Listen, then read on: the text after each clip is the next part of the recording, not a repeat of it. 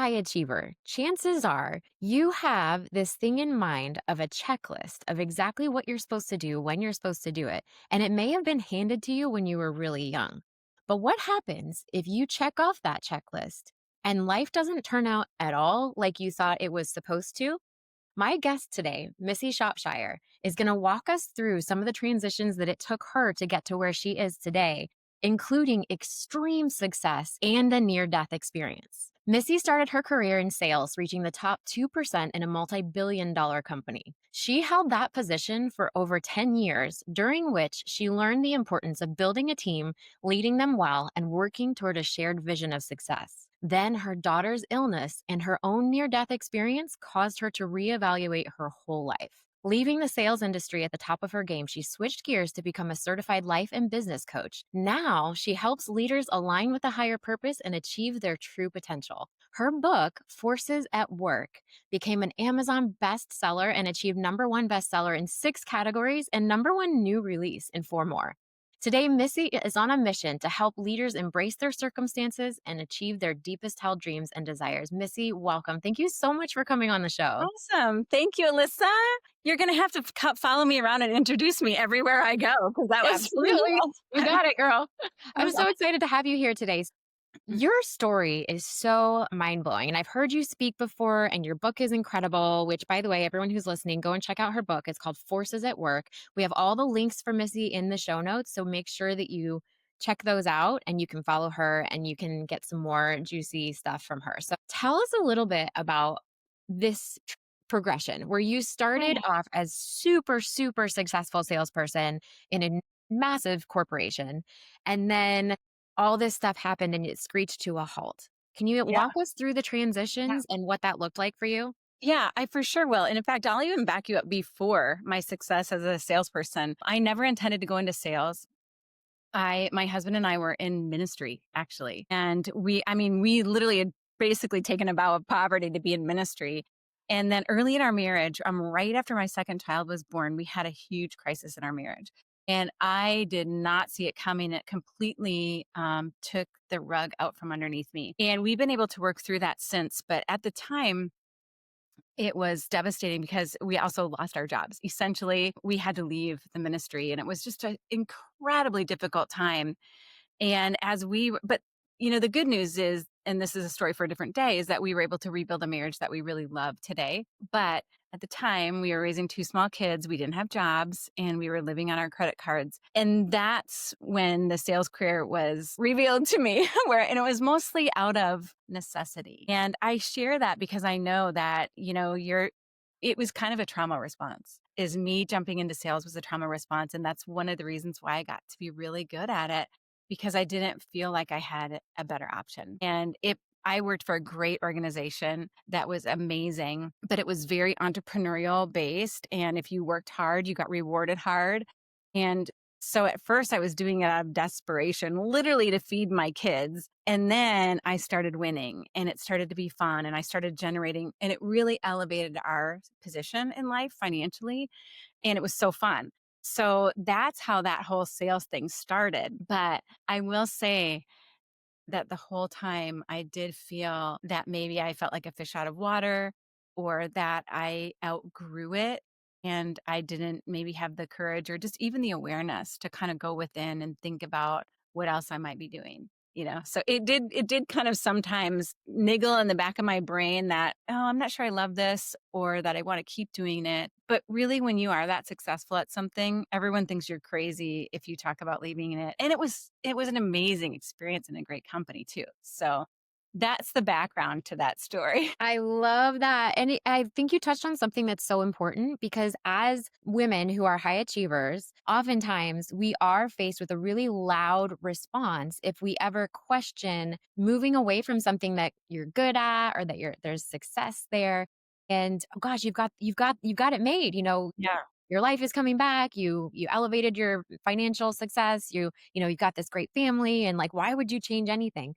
And we are not given permission, particularly when we're little, is even as adults and women in Yeah. a patriarchal society, like we are not given permission to follow our instincts. And Yeah. so I think it's so interesting that even when you were at the top of the game and you were enjoying it and it was a great company, there's like Yeah. nothing, no red flags, Right.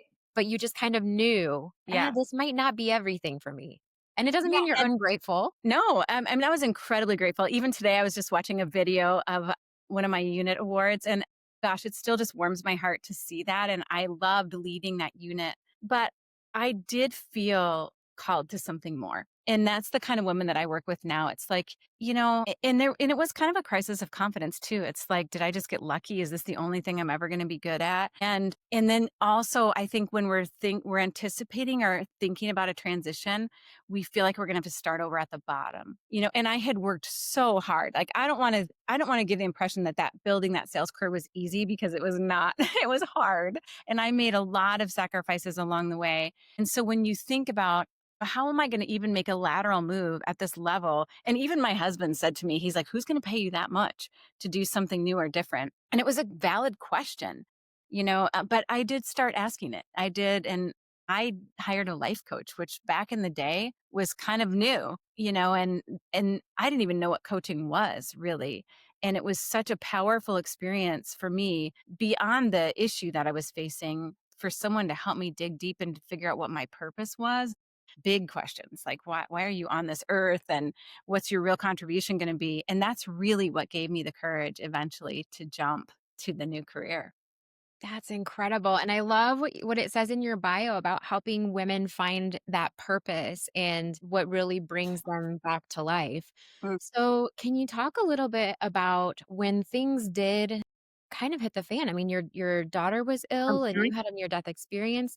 However much you're comfortable sharing about Yeah. that, I'd love to know Yeah. what it was like going into that and then what the questions were once it had all happened. Yeah.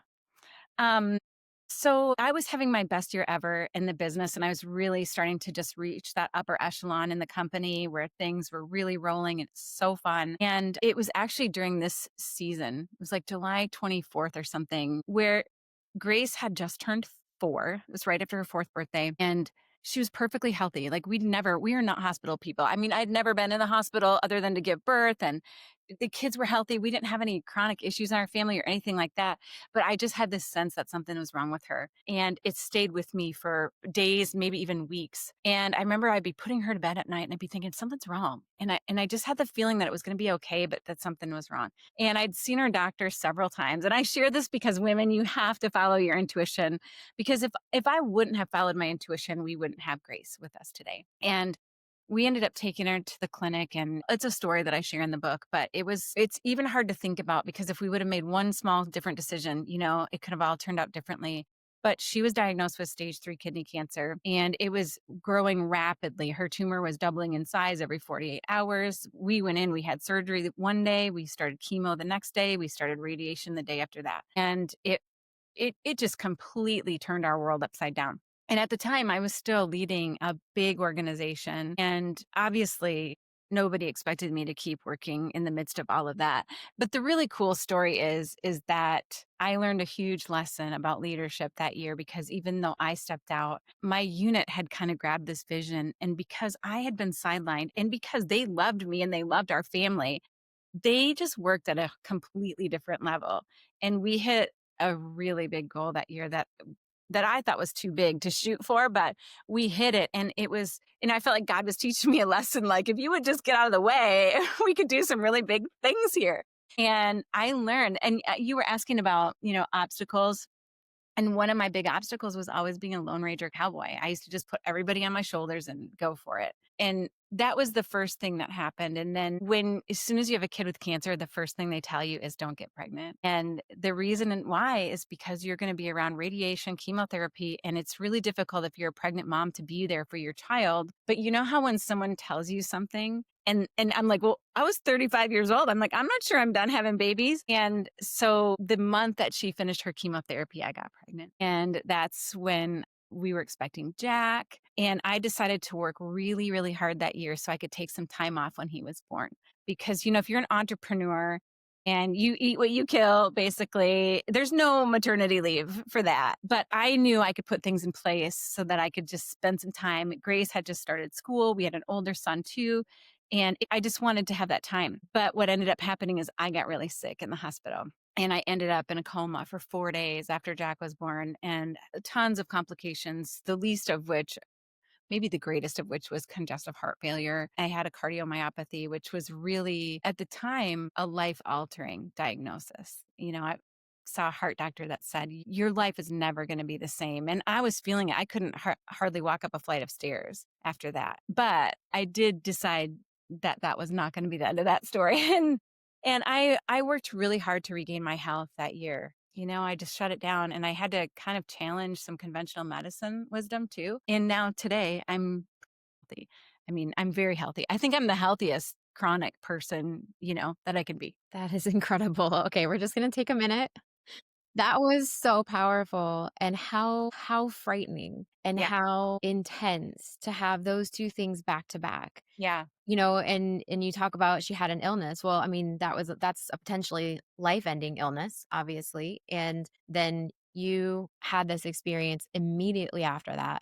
So, first of all, thank God, praise God that you're here. We're so glad that you and Grace are here, that everybody's good. We're all We okay. are. And you're telling the story and sharing with so many women who need to hear this, and so many high performers who need to understand that there Yeah. is a bridge to something beyond a really high performing capacity in a corporate setting. So in that year that you just had to stop everything and work on your health, what kinds of challenging thoughts did you have to overcome? Because Mhm. I can relate to the Lone Ranger cowboy, take everyone on your shoulders. I mean, that's a Yeah. big thing we talk about on this show, is the over responsibility of the hero daughter. Yeah. So we learn when we're really young that our role in the family is to make sure everybody else is okay. And Yeah. that creates a level of self-abandonment that is really toxic for It us. that will probably be my life struggle, is that self-abandon, like, it's so easy for me to abandon myself to help other people. But, I think, Alyssa, those experiences, I look back on them now and I call them severe mercies because it stopped me in my tracks. And my life is so different. Like, our level of income has continued to grow ever since, even when I left, all those fears that I had about starting at the bottom. And we say now, you don't have to start at the bottom. You just got to start at the beginning of something new. And all those fears just evaporated really in light of the brevity of life. It's like I knew I had one life. I knew that I had almost lost it. And my kids were little and it was just a precious time with them. And I was in a career where I had a lot of flexibility, but it really was this sense of my purpose and really honoring that sense that I was meant for something more, something different. And not that that career wasn't great for me and it wasn't the right decision. It was, but I think sometimes we stay too long. And that definitely felt like the case for me. And I felt like God was like kicking me in the pants, like it's time to really reevaluate. And so it still took me some time to leave, but I started doing thought differently. And I started really researching coaching, working with my own coach. And then I just kind of let that business kind of go down while I built the other one up. That's amazing. Yeah. How hard was that for you to make a decision at some point in that process? I'm not staying in this really successful job. It was hard, and I had to go within. I couldn't talk about it with other people because everyone thought I was crazy, to walk away. And even recently, I was talking to a man, of course, who said, "I bet you really regret that." Because I was sharing about how I walked away, and I'm like, "Not for a second. I didn't regret it for a second." Because he was like, I had this residual income built up. But the truth is, even even in a company like that where you have residual income, it still takes energy to maintain that. Money is energy. And I just decided to let it go. And I wasn't at a level yet where I could sell that business. That's just not how it was set up. And I couldn't will it to anybody. So I ended up giving half of my clients to my sales director who brought me in, and the other half to my assistant who had been my assistant for years, faithfully running my business behind the scenes. And I remember the day I just turned it all over to them. And it was just like, it felt so good. And that it didn't make logical sense to let go of that recurring stream of income. But when you get to that point where you're convinced of your purpose and you're excited about more excited about where you're going than where you're coming from, then the decision's easy. And I know that every woman faces that. There are things that we love about where we're at. It gives us flexible schedule. We like the people that we work with. Sometimes we like the work. But at the end of the day, if we're being called to grow and we're being called to do something bigger or something more meaningful, I think the most miserable thing we can do is not follow that call. So, Absolutely. yeah. Once you reach that level of stagnation, where it's like, "Oh, this is not everything it once was for me." And the idea that once you know, you can't unknow it. I remember that point in my life where I stopped doing what I was doing, and I was not at the level of a $3.2 billion company at that point, but I was in a corporate setting, and then I remember just knowing, "Oh, this is starting to go Yeah. bad." It's almost like bad food or something. It's like, this is just going to get more Yeah. moldy for me. And then you have to. Well, and when we get really good at something, there's a book out here, and I'm not gonna be able to think of it, but it talks about your zone of excellence versus Yeah, your zone zone of of genius. genius. Yes. Yeah, uh-huh, yeah. That's where I was. I was really good at stuff that I didn't wanna do anymore, and I really wanted to explore. Coaching is so different because it's not selling people anything really, and it requires more listening, more wisdom, more compassion, more insight, and that's where I wanted to go. And so I just did get to the point where I didn't wanna sell stuff anymore. Yes. It makes total sense. Yeah. It does have, like, an expiration date, if it's not, and it might have been the true calling for that period of your time, even if it was a trauma response. I Yeah. think God provides in the state that we're in, like, he provides the next right step for where we are, like, he Yeah. brings it to us, right? And then once we take that step, if we just set up camp there and we're not interested in any other information, that's when it starts to get a little stale, and then it gets moldy, and then it goes bad. So I love that you kind of were just ready. You just knew, okay, I know in my heart this is not the full extent of what I'm doing in my next chapter. So as you were moving from corporate into coaching and a new way of living your life and a new way of interacting with your family, because it's a whole different Mhm. world and potential, financial uncertainty. Yeah. Did you have self-sabotage stuff? I know that we talked about the Lone Ranger cowboy thing. That is definitely, Mhm. self-abandonment in order to make everyone else happy is a form of self-sabotage that a lot of high achieving women have. Yeah. It's a deep program in a lot of us, and I Yeah. I can totally relate to this. Along Yeah. with that, was there anything else? We talk a lot about imposter syndrome here. We talk Yeah. There's about. one that comes to mind for me, and this I don't even know if I've never shared this before, so I don't know if I'll be able to articulate this well, but it's funny that we met because you met me when I was doing a keynote for a big women's group. And when I became a coach, I loved the idea of speaking too. And I had done a lot of speaking in my previous sales career too. And that was one of the things that I truly loved about it. But so this was interesting when I started coaching people, I coached a couple of people that really wanted to be speakers. I think that I love speaking. It comes naturally for me. I mean, I kind of feel like I was born for it in some ways. But you know what got in my head is that these people wanted it so much and they were trying so hard. And I felt like I don't want it as bad as they do. And I kind of shrunk back and I stepped back to kind of provide opportunities for other people and to encourage other people. But I didn't pursue speaking for probably the first 5 years of my coaching because I felt like the people who really want it should have it, not me. Isn't that dumb? I mean, isn't that just dumb? It's not dumb. I mean, okay, so if we're looking at this from a survival brain perspective, right? If we're looking at Okay. this from survival response, so the right brain will take whatever it thinks is a threat and turn it into a coping mechanism. So if your coping mechanism is to put other people in front of yourself, like, oh, well, it's only fair that they want it more, they should have it. I mean, giving stuff up at our own expense Yeah. is a coping technique Yeah. for.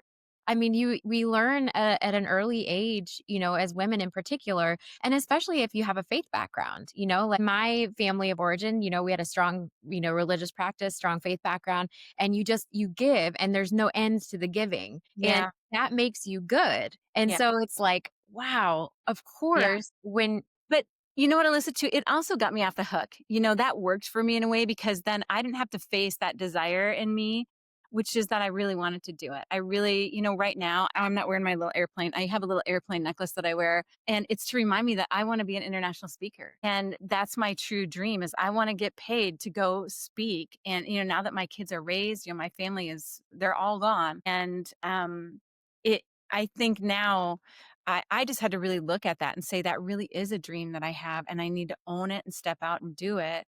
And so it feels good to be honoring that truth. That's incredible. It really so it's a two-sided thing, right? So we have the survival response that says, if I keep everyone else happy, then I'll be okay and I'll be safer. I'll get more of my needs met. And then there's the other piece that also I won't have to put myself out there because Mm. I'm constantly giving everyone else, you go first, you go first, you go first. Yeah. And it really is, that the fear that keeps us from being visible, particularly as entrepreneurs, but there are a lot of other areas of life that can show up. But that fear of becoming visible because then I actually could be judged. Then I might be abandoned and kicked out of the herd, and then I might be eaten by a predator. Our Yeah. system, Yeah. our nervous Right. nervous system is very extreme when it Yep. views what we're looking at. So Yeah. moving forward from there, when you started to work with other high achieving women who are potentially looking at that transition that you went through and Mhm. other transitions, I would imagine, that come up along the way, did you see similar types of sabotage in those high performers? Did you see other traits and Yeah. characteristics in them? Yeah, I definitely saw that I'm really good at this. Who's going to believe that it's so funny. It's because who we are is what people are attracted to. And we feel like, oh, everyone thinks of me as this way. They're never going to believe I'm doing this now. Whereas most people in my life are like, this makes total sense for her. Of course she's doing what she's doing. So I think that's one is just that crisis of confidence, even strong, powerful women. And so I love doing that. I love helping them see. And ironically, I do a lot of coaching, but I also do a lot of mentor kind of coaching. And honestly, the fact that I went for my dreams and I'm going all out probably encourages them more than any deference I had done to kind of step back and serve.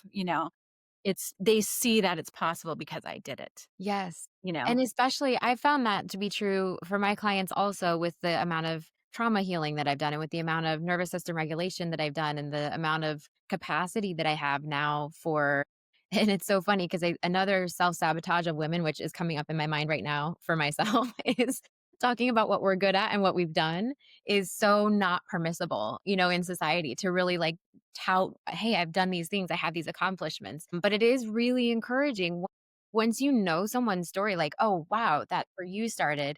And now this is where you are. Can you walk me through that? Can you help me come alongside me and walk me through that? What has it been like for you to have overcome some of the sabotages that came against you, particularly in that transition? So, in the beginning, was there anything, obviously, the speaking engagements, you were keeping yourself Mhm. out of the ring. So, now that you have kind of confronted that that's a real desire for you, what have you been able to do? And are there other areas where you were holding yourself back and now you've been able to Yeah. accomplish it? I mean, well, the speaking was just a decision. And it's so funny. Like we were talking before we started recording, like I am fielding, I mean, I'm not going to say a ton, but a significant amount of speaking opportunities, and they're good. They're great opportunities. And so it really is just turning my attention towards that. Who wrote the book? Is it Marie Forleo who wrote the book, Everything is Figure Outable? Yes. You know what I'm talking about? I love that book because it really is deciding what you want to do and then just putting your energy and effort towards it. And so I love seeing that because I'm looking back and I realized, oh, I spent the better part of my morning negotiating speaking fees or getting back and forth and scheduling dates and responding to speaking opportunities for this fall. I mean, a year ago, I had just really started doing that. So I think the conference we met at was one of the first ones that I actually stepped out and did a keynote for. It was incredible too, and you were so polished, and you brought your book, and it was like it felt like you had been doing that for 100 years. Like, it seemed so natural for you. It was so Thank cool. you. Well, the funny thing is that I would be asked to speak over the years as a coach, even when I wasn't pursuing that intentionally, I would get asked to speak. And so I did a lot of associations or breakfasts or, things for my clients would want me to come in and speak for the company or whatever. So I would do that. And it just, I don't know, it feels bigger when you're like promoting yourself as a speaker. It's like, I think it's easier to be invited and just to get share because they would be like, I love what you're teaching me right now. Can you bring this in and teach it to the group?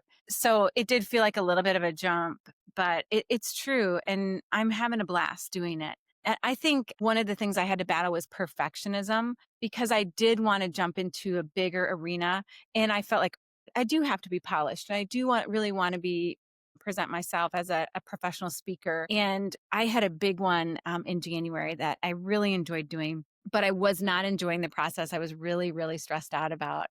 the performance and the venue and all of this. And then I just got to the point where I was like, you know what? You have told yourself that this is what you want to do for your life. And we're not going to make I'm having this conversation with myself. We're not going to make ourselves miserable every time we get a big speaking gig. And I just had to have that conversation with myself. And so I reset my entire intention. And it was, I can't be so concerned about if people like me. And obviously, as a speaker, you want people to like you, but I need to go and get and tell my truth with a heart to serve them. And then if they like me, great. And if they don't, they don't. But I could no longer be available to take these engagements and be stressed out about it. So That makes total sense, and it is. I had an engagement like that last year, towards the beginning of last year, and the whole process was just really challenging, really weighing on my nervous system, and it was a different kind of talk than I had ever done before, and there was so much more prep involved, and it had to be, like, really on point where every word mattered,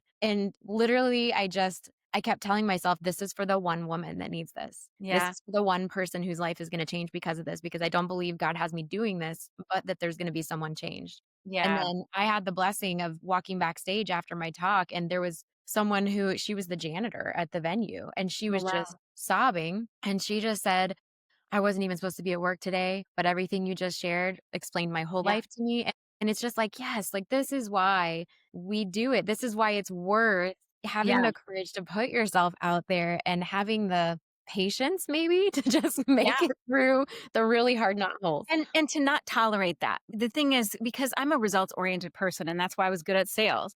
And so if I have a great result, but then when I would come home and collapse, because I would just literally come home and collapse after a full day event, whether I was leading a workshop or whatever. And now I want that experience to be integrated into who I am and to be able to be present in the moment and to be able to let it be less perfect, but more authentic. I So love that. Less perfect and more authentic. It's so beautiful. Something else, I don't know if tell me if you relate to this at all. For me, one of the things when I am being more visible, I need more help. And in my previous world, that yeah, was that was not acceptable. Are you kidding me? Of course I have to be the person that has it all together all the time, never asks for help and helps everyone else whenever they ask. yeah, So for me to learn that, what? Like my system is finite? I don't understand. I only have a certain amount of capacity. And then to go to something that takes your whole heart and you give, and your body knows, your nervous system is yeah, there for the whole ride, like just holding you. yeah, And then to realize, wow, that took a lot out of me. Next time, how can I make yeah. sure that it takes less out of me, but I can still offer what I'm here for? Have you noticed any of that Well, oh, needing help? absolutely. Yeah. And I came from an organization that was really taught us about delegation and about building teams and, not doing everything yourself. So I did have that in my background. But, that event that I brought you to, or where I met you, is I brought Grace with me to that event. And that was so fun because she's 25 now and she's out working in the world, but she took time off to come and be with me. And I decided I love that. So I'm definitely looking for more opportunities where I can partner with other women who are wanting to have fun or wanting to enjoy life, and where it doesn't feel so much like work, I guess. But Absolutely. but it feels like community, and it feels like we're all coming together to share and give. So, yeah, but I think I'm probably in a season where I'm revisiting that because I've come off kind of a bit of a sabbatical and now looking at where I want to go. The reality is I am going to need help. I am going to have to build a team of some sort to help me, take the next go to the next level with my career. That's amazing. And it's awesome that in your really successful corporate life, you really understood how delegation needs to look and has to look if you're going to be a high performer. Mhm. Because that was something for me that I had zero examples of people leaning on anyone else. Like my parents were very independent. Nobody's helping, my mom's running a business, know how, all this different stuff. And so then when I came into this space where I'm like, well, okay, being a solo mom and doing speaking engagements and traveling and then coaching and then leading retreats and whatever else. It's like, Yeah, it's a lot. okay, Yeah. You know what? So I mean, the organization that I was with was Mary Kay. It's okay for people to know that. okay, okay. They were so good at teaching us how to delegate. And when I was raising my kids, it was the hours between 4 and 7 every night. that. So a lot of my consultants, people that were on my team, were working full-time jobs and trying to build these business on the app hours. So that's when the phone started to ring at 4 o'clock. And like from 4 to 7, I was preparing for my sales meeting or preparing to go do a presentation or whatever. And that's when the kids needed me the most. So I literally made up a job description and hired someone based on exactly what I needed. And so I needed someone who could do office stuff. We had these customer profiles that needed to be input into the computer. I had emails ordering. We had to sticker all of our products. I had full inventory in my house. I had a full store in my home. And so I had an assistant that came. I always had a high school girl or a college girl that could do all the things. So she would be there every night from 4 to 7. And on Mondays, she did our laundry. And I taught my kids, like, Monday is laundry day, bring it all down. And I would wash the clothes all day long, put them in the washer, put them in the dryer, throw them on the couch, put them in the washer, put them in the dryer, throw them on the couch. So all day long while I was working, I was just moving the laundry through. And then when Ashley got there in the afternoon, she would fold it all and put it away. Because, that is the worst part. It sits there forever, not getting folded. The absolute worst. I mean, it doesn't matter, like, you haven't done the laundry until it's folded and put away, and that is absolutely the worst part. So Monday was laundry day. So that one of the kids would come down on Tuesday and be like, "Hey, do you have my soccer uniform?" And I'm like, "Nope, but Ashley will be back on Monday." And they learned, they learned that they had to kind of go along with that, and they learned responsibility that way. And she also would make dinner. So I'd print off a recipe and hand it to her. And if we didn't have everything, she'd go to the store and get it so that when I came in, I could be with the kids. And she also did homework with the kids because I did not like to spend the few hours that I had with them fighting over homework. So she had a big job, and I had several assistants over the years. We had a couple Ashleys and Brittany's, and I mean, the kids love these girls, and they're all grown now and have their own kids, and they'll tell me, "Man, I learned a lot about running a home business, but I could not have done it without them." Absolutely. Those bewitching hours where that my support came and helped me with the kids and help kind of share the load. I say every entrepreneur needs a wife. Yes. I was watching a comedian the other day, and she just said, "Do you know how much more successful I would be if I had a wife instead of a husband?" And I'm like, "She's not wrong. She's not wrong." Not wrong. She's not wrong. That helped a lot. And, but having a really clear vision of what I needed. And then I remember I felt silly writing that in the job description, like laundry. And then I trained her, but she also had a bunch of office tasks that she did for me too. So when the kids were watching TV or had gone to bed, then she would sit down and do the office tasks. So she was busy, and I had several assistants with me through the years that made my business so fun and enjoyable. It was Fantastic. really, my house was a busy place when we were building that business from home. And it's such a wonderful thing because, that was a job with a lot of flexibility and, a lot of structural support that they offer, that the company offers. But I love that what you were able to take from that is you're going to ask for help and you're going to not Yeah. carry the whole load on your shoulders. And that was really what it allowed you to do on the Yeah. other side of that self abandoning, you know, mechanism that we do. What it allowed you to do was excel, learn about yourself, enjoy your family, spend time with kids, set yourself up for a successful coaching business. That's so Yeah. beautiful. And I think too, like for entrepreneurs, the flexibility is the greatest benefit, but it's also the greatest detriment. And you do have to learn. I remember when I learned how to set up a schedule that worked for me. And you look around at other people who are successful and you can take clues from them or you can take advice from them. But I find when women are really successful is when I help them dig down and without any judgment, what time would you be getting up? Without any judgment, when is the first time you would speak to another human being? Without any judgment, when is the best time for you to go to the gym? And I found for me, the best time for when during that season of my life, I loved going to the gym at 2 o'clock in the afternoon because there wasn't a soul there. There wasn't any guy there trying to help me figure out the equipment, and there was the busy people, the morning people, the caffeine people they were gone. The after work people hadn't showed up yet. So giving myself permission to break in the middle of the day and go to the gym at 2 o'clock before my kids got home off the bus. I mean, that was just an example of really agency. And I think when women come out of corporate and they're so used to every hour being scripted, and all of a sudden you have this whole day to plan and do. And I found the key is not more discipline.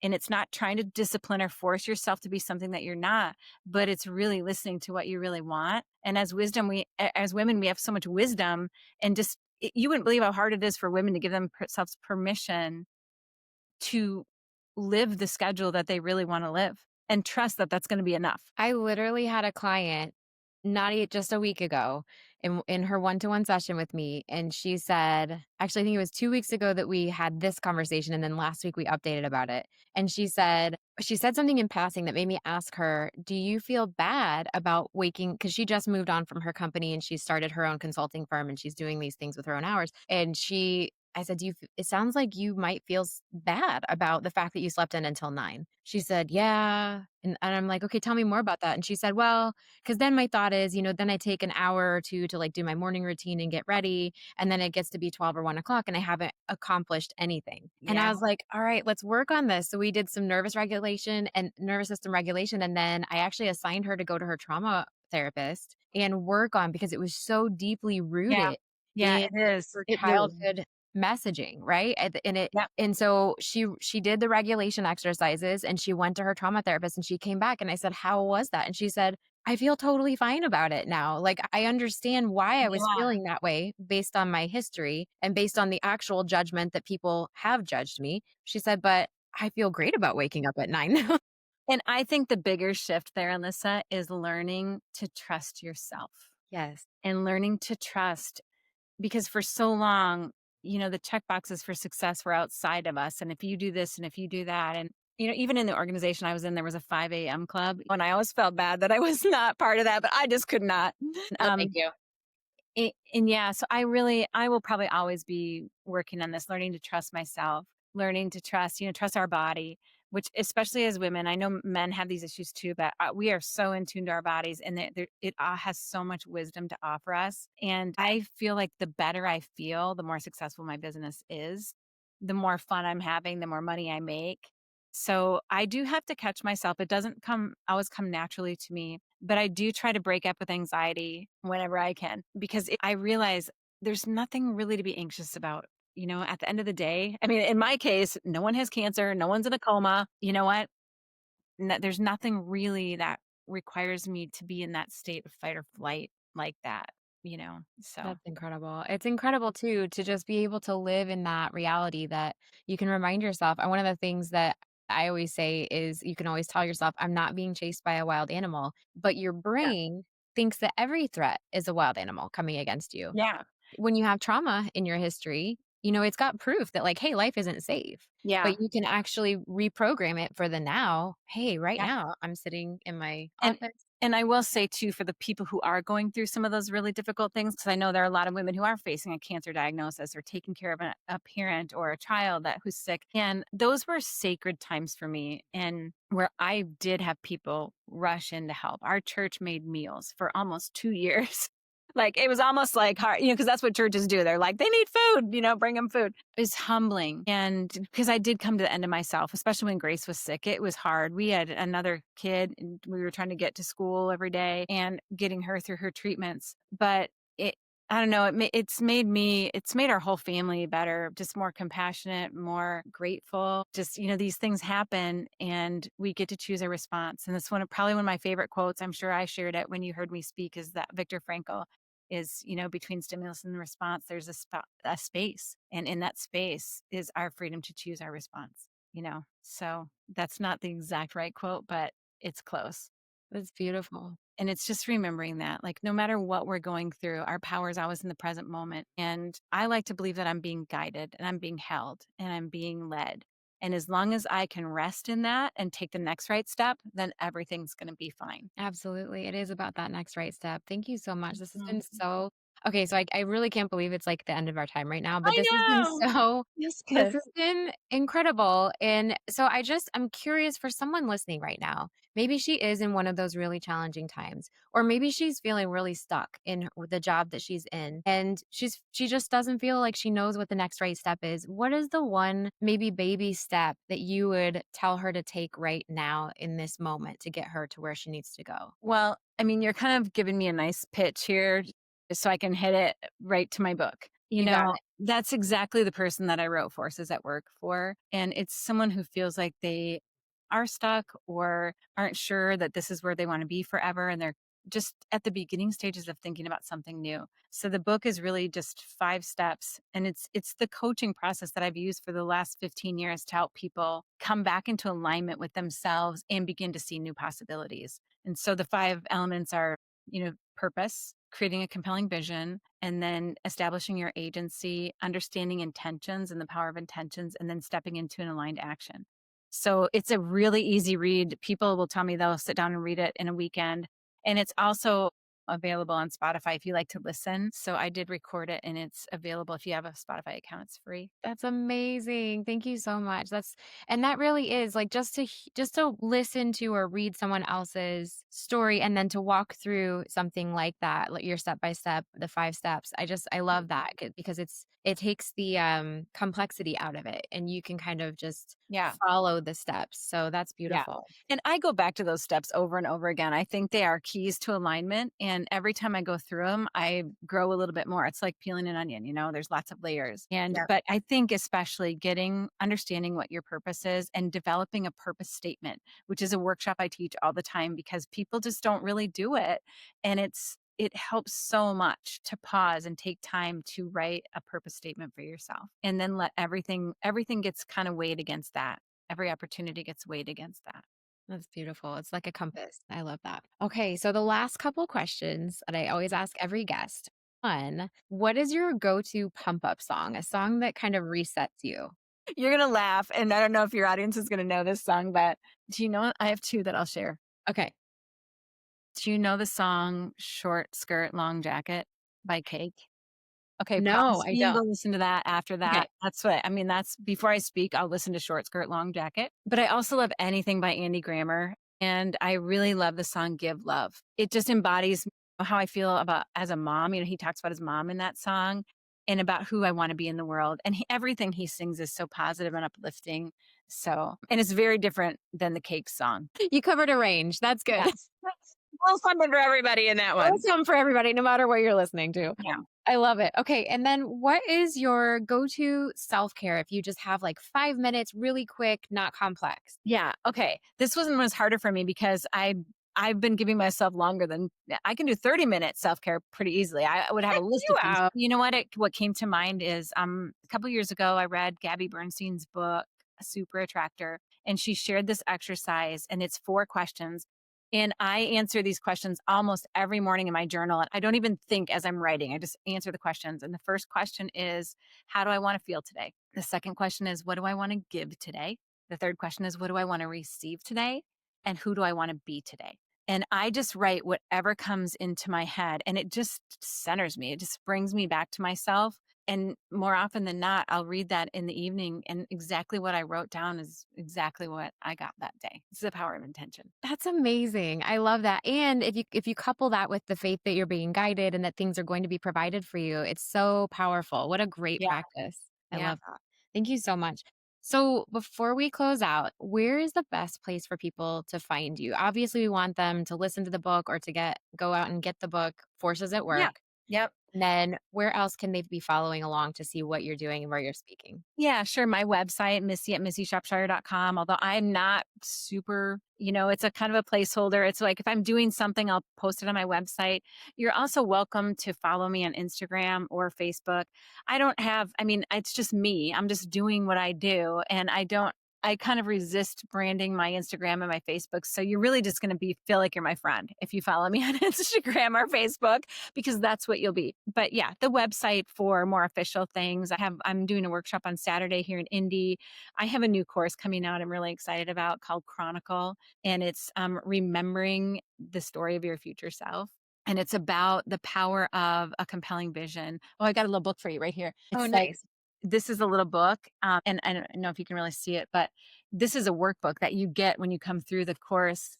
So those are all pictures of me, but when you come through the course, this becomes your pictures. And it's like a little book where you go through all these 10 areas of your life and you write out, here's my purpose, here's my vision, here's my intention, my actions for this area of my life. And it says on here, I'm going to make you so proud. So that course is going to be coming out in the fall. And I'm really excited about it because I think it's going to really empower women see who they are. And there's something really powerful about holding the best version of yourself in your hands and being able to just hold it. And I keep it with my journal. So That I'll launch that on my website when it comes out. Oh, okay, so we'll watch the website for all the developments. What a great idea. I love that. All the ideas you're coming up with are just so empowering and so connective to women who are high achievers and just needing to find that next place Mhm. of integrity and alignment. So that's so beautiful. Missy, thank you so much. I so appreciate you making time to be on the show today. I Mhm. appreciate all of your thoughts. I know that there are people listening who have absolutely been changed by hearing what you have to offer and hearing what Thank you you, have to say. Alyssa. It's a pleasure and it's an honor to be connected with you and to be your friend. So Thank you so let's much. stay connected. Yes, let's do. So, everyone, I hope that was really helpful for you today. And I hope that you can take something and start working on it immediately, just that will help you feel more grounded and more connected with your purpose. And definitely follow Missy everywhere. And until next time, take such good care of yourself.